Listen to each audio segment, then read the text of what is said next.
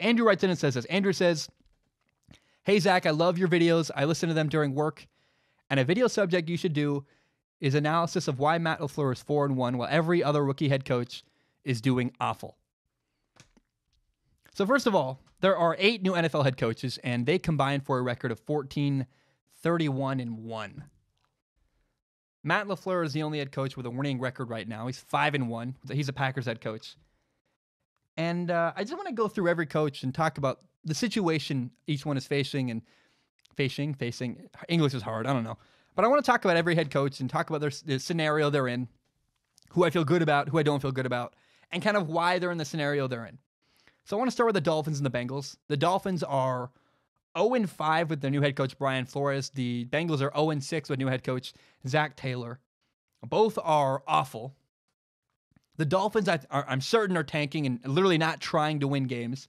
I think the Bengals are doing the same. The Bengals, I think, want a new quarterback. Maybe they're trying to get Tua. Who knows? But the Bengals defense is awful, and both franchises are English is hard. Both franchises are a mess. They're just not trying to win. They're putting out an awful product, and I think that the jobs are secure. Brian Flores' job is safe. Zach Taylor's job is safe.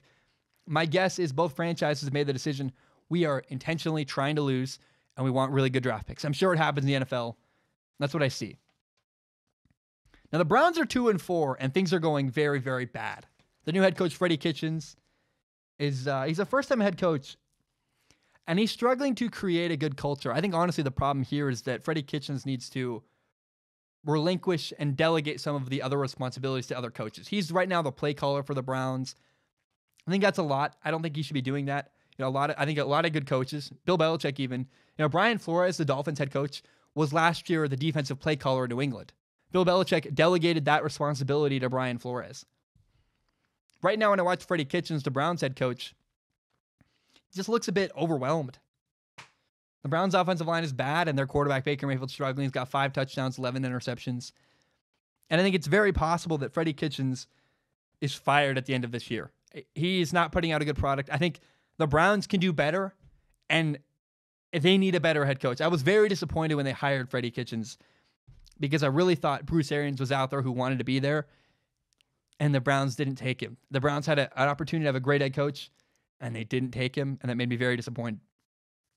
And the Broncos are 2-4. The Denver Broncos, surprisingly, their defense hasn't been great. They had their first good performance finally, and they played the Titans this week. The reason why I expected a lot from the Broncos defense was because their head coach, Vic Fangio, was the former Bears defensive coordinator.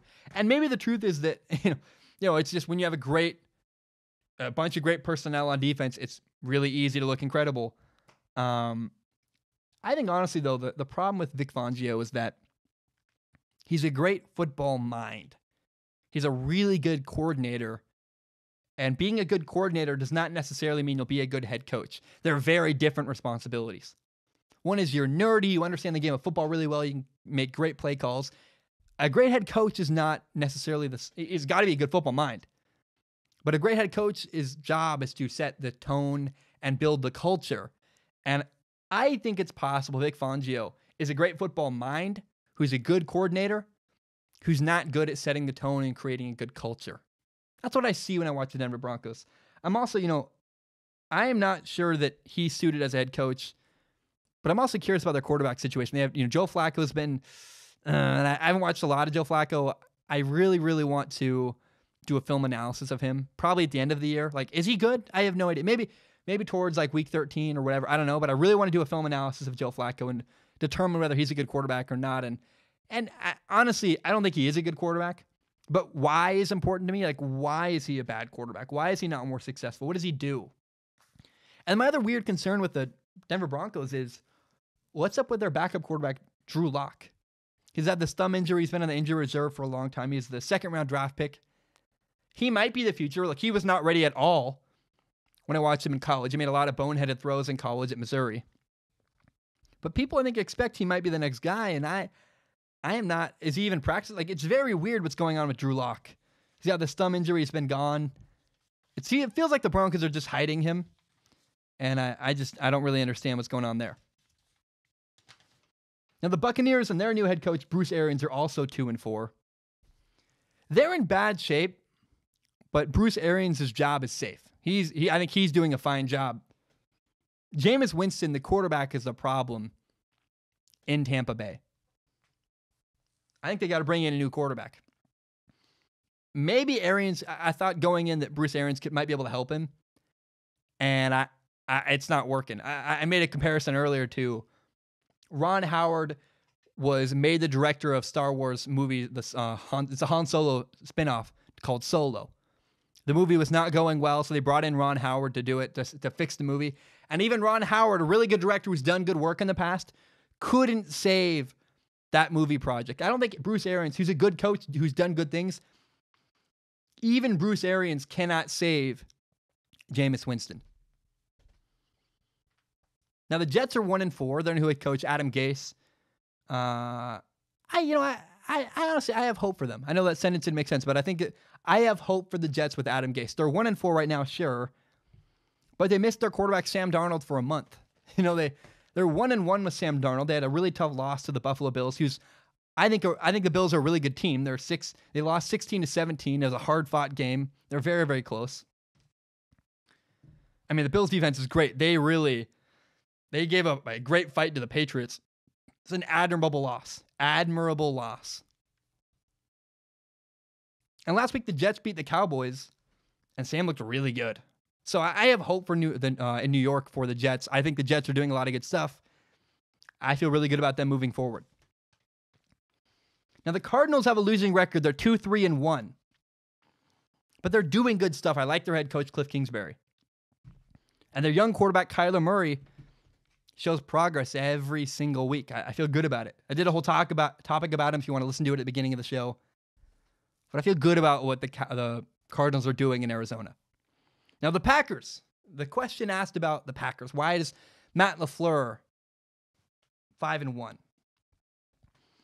You got to understand, every new head coach in the NFL last year stepped into a really bad scenario, except for Matt LaFleur.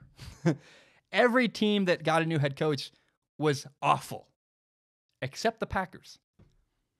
And not only did Matt LaFleur step into a team with Aaron Rodgers at quarterback, a good running back, Aaron Jones, they also added good players in free agency. They brought in Zadarius Smith. They brought in Preston Smith, two great outside linebackers who've had a huge impact on this Packers defense. They traded for, I can't remember the safety right now. Off the top of my head, I can't remember the name of the safety. They brought in a safety I really liked from the Bears. They made a lot of small moves that I really, really liked. And their defense is much, much better. The culture with the Packers is better. Guys are having fun. I think the Packers were a team that was hungry to win, who didn't like their head coach, and they really, really like Matt LaFleur. They're fighting hard for him. So Matt LaFleur has done a great job. He's had a big impact. But you also got to remember, with the Packers that are 5-1, he's the only new coach who's successful. Well, it doesn't hurt to have Aaron Rodgers and a great defense. Like, he was really set up to succeed. He's still doing it. He's still doing a good job. He's driving the car down the road. But I always talk about fast cars. Matt LaFleur got a Ferrari. Every other coach that joined an NFL team this year, Freddie Kitchens, and maybe not so much. Freddie Kitchens is really bombed. But the Broncos, the Bengals, the Dolphins, those are not sports cars. It's like a beat up. I drove a Volkswagen Jetta in high school. It was just, I got it for free from a drug dealer. I'm not even kidding. That's what the Dolphins are. They're a horrible mess. Their muffler's broken. You can't get into the car. The air conditioning doesn't work. The windows don't roll down. Like, that's what the Dolphins are. You gave Matt LaFleur the keys to a really good car with the Packers, and look, he's done good. But they're like, hey, just keep it on the road. And it's hard to do that when your car barely works. So my point is that Matt LaFleur got a great roster. Of course, he's being a lot more successful than all the other head coaches that are new in the NFL this year. My name is Zach Schaumler. This is my podcast, Strong Opinion Sports. It's my favorite thing in the entire world. And I want to be very clear and open with the audience. My YouTube channel is monetized. What that means is that some of my videos make ad revenue. It's fewer than you think. A lot of them get claimed. But in the past, I've received donations from people on Patreon and PayPal. PayPal.me/Zach Schaumler. Patreon.com/Zach Schaumler. And because I'm making ad revenue, it felt kind of weird just receiving donations. I wanted to give something back for the donations. And so people who support me on Patreon can give me $1 a month, And that allows them access to a pool where they can ask questions. If you send me questions through Patreon's DM service, you comment on one of my posts on Patreon. If you give $1 a month, you can submit questions. And with my eyeballs, I look at every single question submitted. Then at the end of my podcast, I pick the best top couple questions and read them on the show and answer them in a segment I call Ask Zach. Now that's for people who have money and want to support me that way. If you have no money to give, no problem. I totally understand. I grew up in a mobile home. I've been a broke college kid. I totally get it.